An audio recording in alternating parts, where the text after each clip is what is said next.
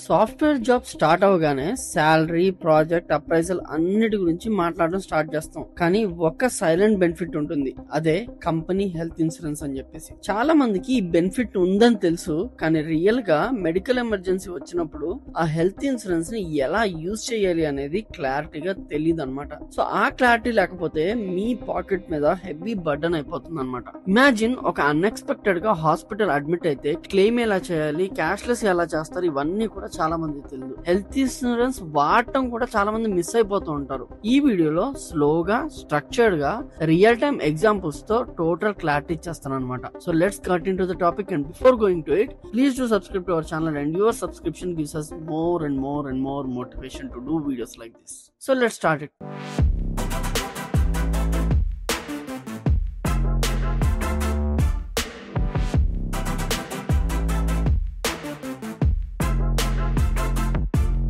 Health insurance MNCs లో అయితే ఎలా ఉంటుంది అనేది చూద్దాం. ఎందుకంటే ఎంఎన్సీస్ లో ఒకలాగా, స్టార్ట్అప్స్ లో ఒకలాగా ఉంటుంది అనమాట. సో టాప్ ఎంఎన్సీస్ ఏం చేస్తాయి అనేది మనం ఇప్పుడు డిస్కస్ చేద్దాం. టాప్ ఎంఎన్సీ కంపెనీలో వర్క్ చేస్తున్న వాళ్ళకి ఒక సైలెంట్ బట్ పవర్ఫుల్ బెనిఫిట్ ఉంటుంది, అదే గ్రూప్ మెడిక్లెయిమ్ ఇన్సూరెన్స్, లేకపోతే కార్పొరేట్ హెల్త్ ఇన్సూరెన్స్ అని కూడా పిలుస్తారు. అది ఒక కంపెనీ బట్ డిఫర్ అవుతుంటుంది. ఎంప్లాయీస్ వాళ్ళ ఫ్యామిలీకి సడన్ మెడికల్ ఎక్స్పెన్సెస్ లో హ్యూజ్ సపోర్ట్ ఇస్తుంది. కంపెనీ ప్రొవైడ్ చేసే కవరేజ్ లో ఎంప్లాయీ కి కవరేజ్ అవుతుంది, స్పౌజ్, చిల్డ్రన్ అండ్ పేరెంట్స్ కూడా కవర్ అవుతుంది. But this differs from company to company. ఒక కంపెనీ ఓన్లీ ఎంప్లాయీ కవర్ చేస్తుంది, ఒక కంపెనీ అందరికి కవర్ చేస్తుంది. డిపెండ్స్ ఆన్ ద కంపెనీ అనమాట. టాప్ హాస్పిటల్స్ లో క్యాష్లెస్ ఫెసిలిటీ కూడా ప్రొవైడ్ చేస్తుంది కంపెనీ ఇచ్చే ఇన్సూరెన్స్. అలాగే room rent limits, major surgeries, maternity benefits కూడా ఉంటాయన్నమాట. కానీ ఈ స్కీమ్ లో టర్మ్స్, ప్రాసెస్ గురించి క్లారిటీ లేకపోతే ఎమర్జెన్సీ సిచ్యువేషన్ లో ఇన్సూరెన్స్ ఉందా లేదా అని తెలియకుండా మనీ వేస్ట్ అయిపోతుంది. సో క్లారిటీ అనేది మ్యాండేటరీ అనమాట. ప్రతి కంపెనీలో ప్రాసెస్ స్లైట్ వేరియేషన్ ఉంటుంది. So let's break down it clear గా. టీసీఎస్ లో అయితే, అంటే టాటా కన్సల్టెన్సీ సర్వీస్ లో, టీసీఎస్ లో మెడి అసిస్ట్ లేదా విడాల్ హెల్త్ తో టైఅప్ అనేది ఉంటుంది అనమాట. Coverage slab depends on grade. 2 lakhs నుంచి 4 lakhs వరకు ఉంటుంది. పేరెంట్స్ ని కూడా కవర్ చేయొచ్చు, బట్ కోపే సిస్టమ్ ఉంటుంది, దాన్ని మీరు ఆప్ట్ చేసుకోవాల్సి ఉంటుంది. ఆన్లైన్ పోర్టల్లో claim tracking, network hospital list ఈజీగా అవైలబుల్ గా ఉంటాయి, అది మీరు చూసుకోవచ్చు. అదే ఇన్ఫోసిస్ కి వచ్చేసరికి FHPL family health plan limited తో వాళ్ళు పార్ట్నర్ గా ఉన్నారనమాట.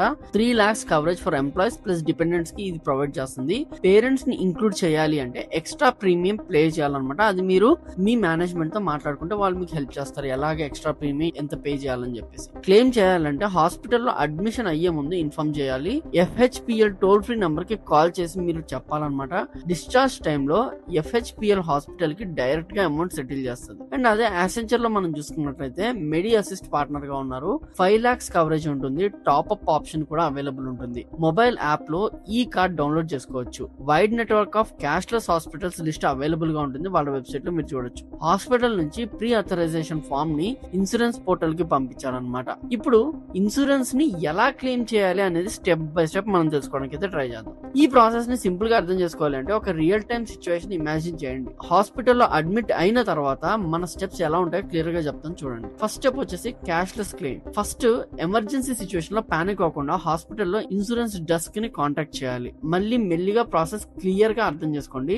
Health card physical or digital or employ ID వాళ్ళకి ఇవ్వాలి. ప్రీ అథరైజేషన్ ఫామ్ ఉంటుంది, దాన్ని ఫిల్ చేయాలి. హాస్పిటల్ సైడ్ నుంచి ఇన్సూరెన్స్ ప్రొవైడర్ ని కాంటాక్ట్ చేయమంటారు, వాళ్ళ దగ్గరికి వెళ్లి మీరు మాట్లాడాలి. అప్రూవల్ వచ్చాక డిశ్చార్జ్ టైంలో అమౌంట్ సెటిల్ అవుతుంది. ఇక్కడ అడ్వాంటేజ్ ఏంటంటే పాకెట్ నుంచి మనీ పే చేయాల్సిన అవసరం లేదు, డైరెక్ట్ గా ఇన్సూరెన్స్ సెటిల్మెంట్ జరుగుతుంది. అదే మీరు తర్వాత మాట్లాడుకుందాం అంటే ఈ ప్రాసెస్ అంతా డిలే అయిపోతుంది, చాలా హెక్టిక్ అయిపోతుంది అనమాట. సో ఇది గుర్తుపెట్టుకోండి. సెకండ్ స్టెప్ రియంబర్స్మెంట్ క్లెయిమ్ చేసుకోవడం. నెట్వర్క్ ఆఫ్ హాస్పిటల్స్ అవైలబుల్ లేకపోతే, నాకు పైన చెప్పింది నెట్వర్క్ ఆఫ్ హాస్పిటల్స్ లో అవైలబుల్ గా ఉంటే, ఇప్పుడు ఒకవేళ లేకపోతే original bills, discharge summary, test reports అన్ని కలెక్ట్ చేయాలి. మెయిన్ గా వాటి యొక్క బిల్స్ కలెక్ట్ చేసి పెట్టుకోవాలి. రిపోర్ట్స్ కాదు, బిల్స్ కమ్ రిపోర్ట్స్ రెండు 30 days లోపల ఆన్లైన్ పోర్టల్లో లాగిన్ అవ్వాలి. రిక్వైర్డ్ డాక్యుమెంట్స్ PDF ఫామ్ లో అప్లోడ్ చేయాలి.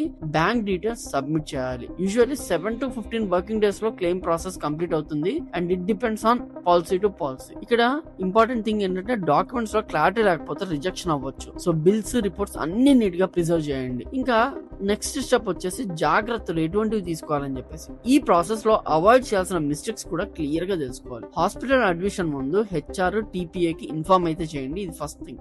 Second thing, network of hospitals prefer చేయడానికి ట్రై చేయండి. ఈజీ, టెన్షన్ ఫ్రీ ప్రాసెస్ అనేది ఉంటుంది. Coverage amount, room rent limits గురించి చెక్ చేయండి ముందే, ఎందుకంటే తర్వాత నాకు అంతా కవర్ అవ్వాలి అంటే అవ్వదు. రూమ్ రెంట్ లిమిట్స్ ఉన్నాయా, సర్జికల్ లిమిట్స్ ఎంత వరకు ఉన్నాయి, ఇవన్నీ కూడా ముందే చదువుకొని పెట్టుకోండి. టాప్ అప్ ప్లాన్ కన్సిడర్ చేయండి. ఎస్పెషల్లీ పేరెంట్స్ ని ఇంక్లూడ్ చేసుకోవడానికి అయితే ట్రై చేయండి. దానివల్ల వాళ్ళకి ఏమన్నా ఇబ్బంది వస్తే కూడా వాళ్ళు కూడా మీ ఇన్సూరెన్స్ లో కవర్ అవుతారు. దానివల్ల మీకు ఏదన్నా ఎమర్జెన్సీ టైంలో మనీ అనేది తక్కువ యూజ్ చేయాల్సిన అవసరం వస్తుంది. మొత్తం ఇన్సూరెన్స్ కవర్ చేసే అవకాశం ఉంటుంది. ఇయర్లీ రెన్యువల్ లో డిపెండెంట్ డీటెయిల్స్ అప్డేట్ చేయండి, అదర్వైజ్ రిజెక్షన్ ఛాన్సెస్ ఉంటాయి. డిపెండెంట్ డీటెయిల్స్ లేకుండా రెన్యువల్ అనేది చేయకండి, ఖచ్చితంగా మెన్షన్ చేయండి. సెక్షన్ 5 లో ఫైనల్ అడ్వైస్ అనమాట ఏంటంటే, ఇన్సూరెన్స్ ఉంది అని తెలుసుకొని ప్రాసెస్ తెలియకపోతే ఎమర్జెన్సీలో పాకెట్ పైన బర్డన్ పడుతుంది. శాలరీ ఒక బెనిఫిటే, కానీ ఇన్సూరెన్స్ అనేది లైఫ్ ప్రొటెక్ట్ చేసేది. సో ఎంప్లాయ్ పోర్టల్ లో లాగిన్ చేసి పాలసీ డీటెయిల్స్ ఇప్పుడే చూడండి. Health card and claim app download చేయండి. పేరెంట్స్ ని ఇంక్లూడ్ చేయడం కన్సిడర్ చేయండి. ఎంత పడుతుంది అనేది అట్లీస్ట్ కనుక్కోండి. మేబీ ఈసారి కాకపోయినా నెక్స్ట్ టైం అప్రైజల్ వచ్చినప్పుడైనా పేరెంట్స్ ని మీరు యాడ్ చేసుకోవచ్చు అందులో. హాస్పిటల్ నెట్వర్క్ లిస్ట్ చూసి ఎమర్జెన్సీ కాంటాక్ట్స్ బాటుకు పెట్టుకోండి. ఎమర్జెన్సీ సిచ్యువేషన్స్ లో రెడీగా ఉంటుంది అనమాట మీ దగ్గర. ఎమర్జెన్సీ టైంలో మనకి వీటన్నిటి గురించి ఆలోచించేంత టైం అనేది దొరకదు అనమాట. కాబట్టి ఈ వీడియో చూసిన వెంటనే ముందుగా ఇవన్నీ చేస్తే ఖచ్చితంగా మీకు హెల్ప్ అవుతుంది. ఈ వీడియో మీకు నచ్చిందా? ఐటీ సాఫ్ట్వేర్ కమ్యూనిటీకి హెల్త్ ఇన్సూరెన్స్ క్లారిటీ ఇవ్వడం చాలా అవసరం అని చెప్పేసి ఈ వీడియో అయితే చేయడం జరిగింది. ఇంకా ఇలాంటి యూస్ఫుల్ కంటెంట్ రోజు నేను చేస్తూనే ఉంటాను. దానికోసం నాకు కావాల్సింది మీ సబ్స్క్రిప్షన్ మాత్రమే. Please do subscribe our channel. I am Krishna, signing off. జై హింద్.